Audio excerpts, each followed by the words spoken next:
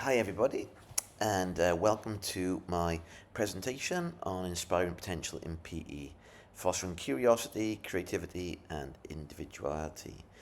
So, in this session, I'm going to talk about Sir Ken Robinson's vision of education, and then Carol Ann Tomlinson's differentiation strategies, and then finally, Dylan Williams' formative assessment practices. So, with these three things, or these three sources, we can, I believe, transform PE into a space where every student can thrive and we can address their unique needs, foster curiosity, and then we can use assessment to guide where we are going with our learning. And there's a great quote by Sir Ken Robinson to start here: curiosity is the engine of achievement, which we'll go on to in a minute.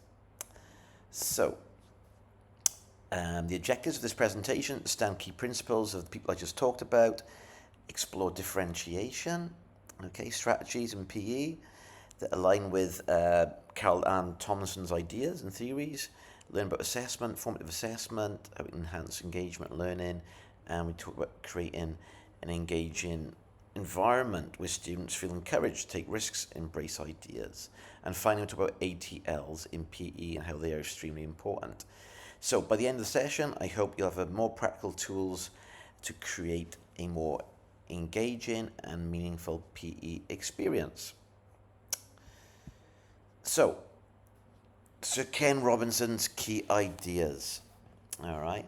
Now, the first one is curiosity is the engine of achievement. It's a great one because we're talking about teaching as a creative profession. We try to be able to be creative as we can. We want the people in our lessons, students, to be able to, we want to be able to provide experiences for them where they keep on thinking, they keep on wanting to learn, they keep on having this desire to keep going forward with it.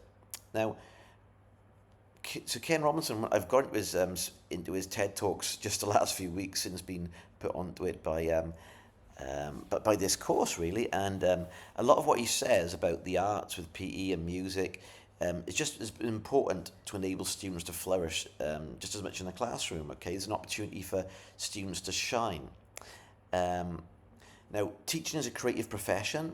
It's not a delivery system to pass on information. Okay, we're not there just to talk about just to give them facts, because they can just do that with Google now in today's environment, right? We're talking about actually being there. The way we present it and the way we get the message across is extremely important. We've got to keep that curiosity burning in the students. We want to create an environment where they want to learn. So, I mean, if there is no learning, if it's not learning is going on, there's no education going on. Okay, and this is where we should nurture creativity and individuality within our lessons. Okay, to get students to learn, you have to be individualized teaching and learning. There have to be individualized practices. The system has to engage curiosity, the individuality, and the creativity to get them to learn. Most policies are based on mechanistic conceptions of education, as Ken Robinson says, and education is not mechanical. It's a human system. It's how we learn. It's how all these things combine as one. Creating a climate of possibility is all about this. Okay, what could happen? Get students to keep these like a big light bulb. What is going on? What ideas can we use from them? We can use the students so much more. We need to make our teaching more responsive to the needs of these students, and they should be. Students should actually be learning resources themselves. Okay, to help others. Some of the best learning resources are other students. So we need to activate students as owners of their own learning. Okay. The final quote there: great teachers mentor, stimulate, and they also provoke and engage. Okay, and this is what we want to do in PE. We want to make it a hive of activity where students they're challenged, where things are fun, but at the same time they're challenging. They're not too easy, but they keep on wanting to sort of go a bit further and to try and curiosity to go that extra little bit further. Okay. How do we do that? So, differentiation is one of the massive things that I think are super important in our teaching, and there's a great great quote by Caroline Tomlinson on differentiation, where she says, differentiation is a sequence of common sense decisions made by teachers with a student-first orientation.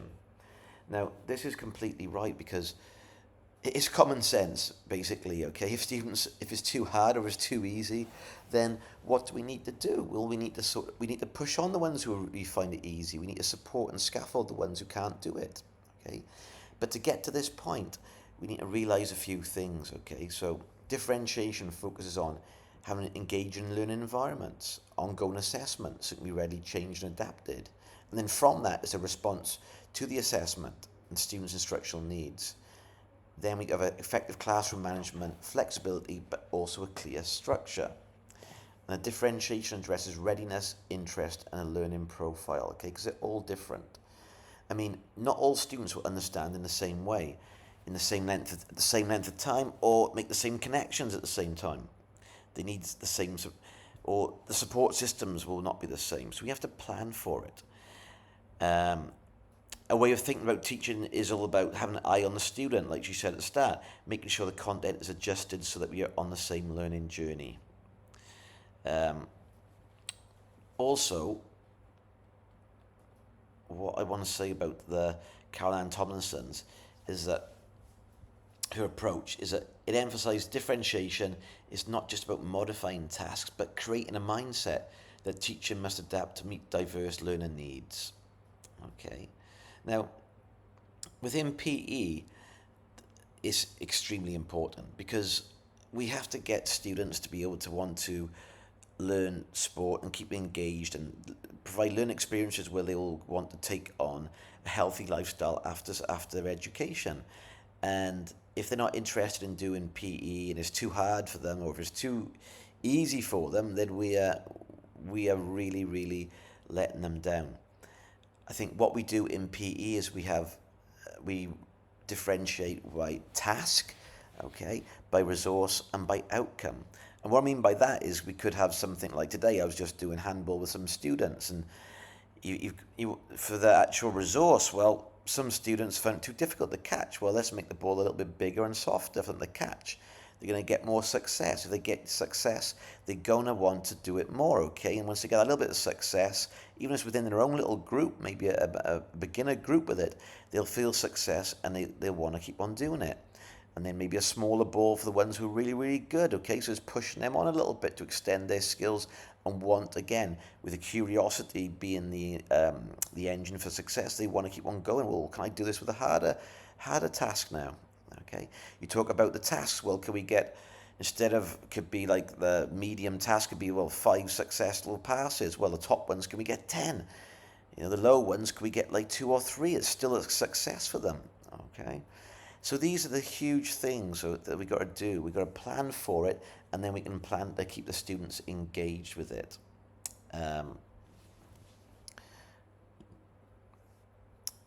With the differentiation as well, we've got to have a few things in here. So there's got to be a readiness to it. You know, we talk about are the students ready to go? It depends on their motor skills, their abilities for it.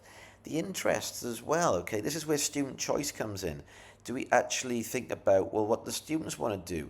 Can we make it more conceptual even with the interests? Instead of doing, perhaps years ago, we would do things like hockey, football, rugby, cricket, all these things. Well, now, let's put it conceptual and let's have ball skills. Well, can we do I got an invasion sports game now called Ballers, and the kids want to choose. They want to do things like bench ball, they want to do handball, they want to do football, they want to do perhaps floor hockey or something. Well, let's get the ideas and let's move forward with it, and give them a chance to design their games maybe. Okay, so again, student choice. This is going to keep the interest levels high. Also using varied teaching methods. Okay, there might be lots more peer assessment, peer coaching. If some kids play at a high level, get them to coach and perhaps have little mini workshops or little stations where they can actually help the other students as well. Okay, so the differentiation really fosters inclusion and student engagement.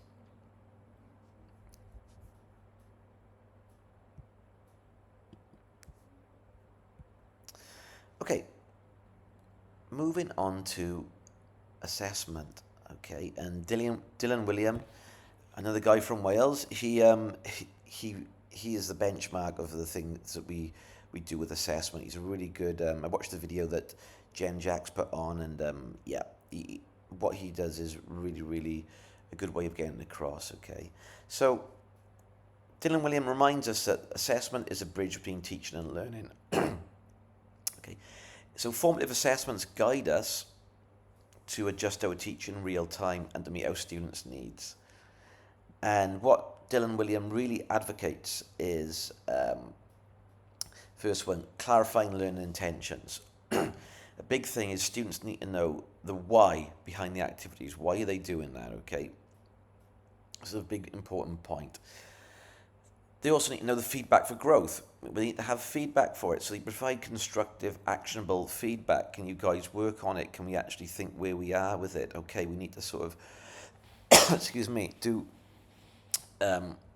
we need to actually provide really good feedback for them to promote growth. Feedback could also come from peers as well. It could be self-assessment. All right, I'm going to talk a little bit about this in a moment. So, also, we need to activate learners as owners of their own learning, encourage self-assessment, peer feedback, or I just said, and really get them to think about helping other students, get them to think about themselves. Can they take themselves there when they provide their feedback? All right. And also, the assessment is diagnostic, not just evaluative. So what we're talking about there is, it's not just like, there we go, there's your mark, done. It's all about, well, this is your assessment, but where do we go from here? What's the next point of it? Where do you want to go with it? We have to get them to sort of like, this. It's like a journey that they're going to go on. It's not just talking about, this is your grade, this is your mark. Okay, assessment isn't just about that. It's got to lead to other things. So we're talking about being a diagnostic. And that moves us on to the next point. Differentiation and assessment together, okay, they go hand in hand together. So we combine Tomlinson's differentiation principles and Dylan Williams' assessment principles, and we create like a framework for PE then, okay? So we ensure that differentiation ensures all students are challenged at their level, okay? This is important because they need to be challenged and they need to be working at their appropriate levels for it, okay? This is what we got the assessment for. The formative assessment guides instruction and tracks progress. Okay, so formative is ongoing. It's always ongoing. You can make little notes from it. You can actually record it in videos. We can also have little ideas. We can have students watching the videos. We can talk like things on Seesaw or on Padlet. These sorts of things. It's formative and it guides them. Okay, it guides them on their progress. The assessment needs to ensure that we're meeting their evolving needs. So we're talking about checklists maybe. We're talking about, we just talk about then with a good one I always do is with Padlet. We put a video up of the students and we have do 2 stars and a wish, and they talk about what they really liked about it. So they're like providing meaningful and positive feedback. Then also one thing to improve on. So this is something I really like doing.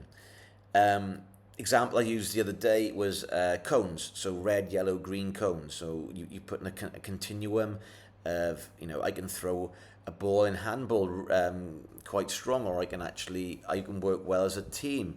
You can put like little notes here and you can say, right, where do you think you guys are? And you've got like a red and a yellow and a green. They can go and line up next to these cones and they can talk about, and they can say, oh, so why do you think you're in this yellow area? Well, I can do this and this, but I need to do this. Also, if they stood next to people, they can actually just turn and talk to them. Why do you think you're here? Why do you think I'm here? What do I need to do to go to the next stage? So again, this is all about self-assessment, and then with that also it helps you in your planning as a teacher. Then, oh, actually, this is a red, yellow, green. These guys need to have perhaps more, if doing gymnastics, a cue card for gymnastics that pushes them on a little bit. Or maybe it's a bit easier, it's at the right level, it needs to be extended. So these are important things. So differentiation and assessment come together and they work hand in hand. Okay, so I'm going to talk a little bit about ATLs in action in PE. Now, I really like the ATLs in action. I'm so lucky to teach the IB. I honestly think that the ATLs were built for PE. I just think that a lot of the stuff that goes on outside the classroom can't be replicated in it. I mean, it can be in certain times, but I think it really brings it out more in PE. So we talk about social skills to start with. Um, Collaboration straight away. You do team building activities, you work towards a common goal. It's a common bond you have together. The social skills, how to talk to each other. You've got to work together. I mean, these are good skills that will help you in life after education as well. You're working in an office, you're working in teams or something. You always got to, there's no way that you're going to be just doing something on your own and not let anybody else look at it, because you want to work together as a team for your corporation or whatever. So these things in PE are especially important. You learn how to work together. You learn to work hard. You don't want to let anybody down. The way you get your message across, and perhaps social skills, perhaps someone can take a leadership role, these sorts of things. Okay. You got the self-management skills. I mean, I put fast track in there and goal setting. It doesn't have to just be that as well. It can also be things like you can think about your own sort of involvement in these tasks, and you think about what you can do better as well. You can think about what your next steps are, and that's where your goal setting comes in. Your thinking skills is a great one in PE. You know, you're talking about, well, can you guys, you might have lost this first game, but can you guys come together and think about how we can actually change it so that we can have success in the next game? What can you do? Can you maybe use defenders, attackers? Can we actually think of a really good strategy that might work? Can you guys talk together and think of something creative to maybe divert students and in terms of creating space for others? So all these skills are emphasized along with growth, personal growth, and teamwork. These skills are borne out in PE, and it's really a powerful tool that we use in teaching, and I think in PE more than anywhere else. So I've got here from, again, what Sir Ken Robinson says about creating a climate of possibility, okay? So we're thinking about things like designing creative tasks like student-led games. They can create their own assault courses, their own parkour, gymnastic things, all right? So this is where the curiosity comes into an inquiry-based learning. Can they think of things themselves? You guys as a teacher set them off, and then they take it to the next stage. They will, well, what could we do from there? What would you guys like to do? What would be fun to do this? What would be challenging? You know, encourage them to be risk takers in a supportive space. Okay, as long as the space is supportive and helps, then it's a really safe space where they feel. Again, we're talking about cultivating an environment where they feel they can thrive and they can, use their enthusiasm. And PE should be a hive of excitement. Students should come off the pitch or out of the gym where they've been working hard, but they're smiling, not where they're completely, where they perhaps, there might be a little bit of if they've lost a game or something, but they should be ultimately they've worked hard together, whether win, lose or draw, they've done something positive, and there should be a real hive of excitement and activity. Okay, so this is what I mean by a supportive space. Like I just said then, design creative student-led tasks, okay, and designing new games or routines. What do you guys want to do? Or you can have a game that students then take the next level. Well, that was good, but what would you do to make it really good, to make it really challenge, to make it a bit more, perhaps it's a bit difficult? What would you change about it maybe? All right, so again, we're using differentiation to ensure that every child feels included. And I know that it says at the bottom there, the role of the teacher is to provoke, engage, and mentor, okay?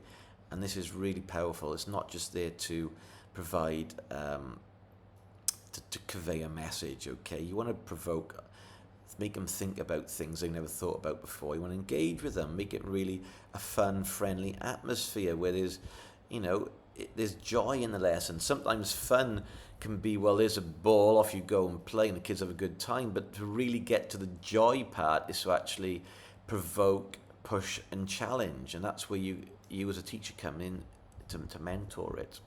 Okay, so I believe that this climate helps students engage fully whilst reflecting and developing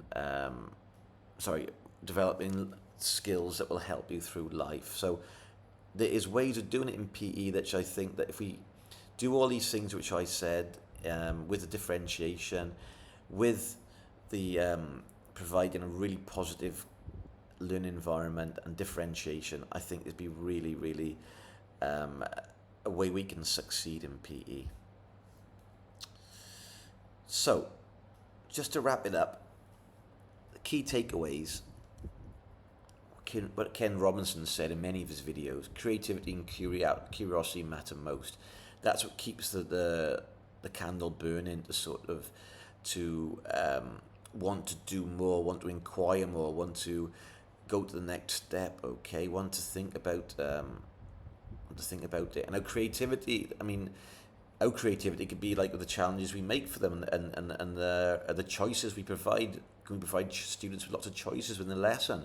Their creativity is to actually take that and to work with other people and to sort of develop their own ideas for it. So Robinson really helps us inspire curiosity and creativity in education. I think there with Caroline Tomlinson, differentiation addresses student diversity. Okay, a lot of common sense decisions to focus on the student, not individually, but individually, but you have to plan individually because we'll be there for ages, but to plan it so that the individual can be part of a group that goes forward and to really have actionable differentiation strategies with it. And then Dylan William reminds us that assessment is not just, assessment is a tool for growth and not just compliance and making testing for charts and for data, okay? It's also used to go to the next steps, okay? So it'd be great then, I got a few thoughts on these two slides then. I mean, what do you as an audience think, how you can provide differentiation in your classroom? How might formative assessment improve student outcome? How is it linked maybe? What do you guys think? And then also, what challenges do you have in differentiating PE lessons? Okay, maybe it might be the resources. It might be thinking about setting it all up. It might be thinking about your students you have, their interest levels, their interest, what they're interested in. It might be just actually in terms of their physical abilities. And then how do you use assessment to guide the learning? Okay, your assessment is formative, but then you've got this data. Where do you go next with it? What do you guys do? And the big one is, I talked a little bit about it, why I think it's important, but how do other PE educators integrate ATL into your PE lessons? I'd be interested to know as well, because I'd like to improve my teaching as well, always learning, always reflecting. It'd be interesting to see what you guys have as well, to tell me what you guys do to go forward with it. Okay, thank you very much for listening to me, and I hope that you enjoyed the presentation, and I hope to get some ideas back from you very, very soon. Thank you.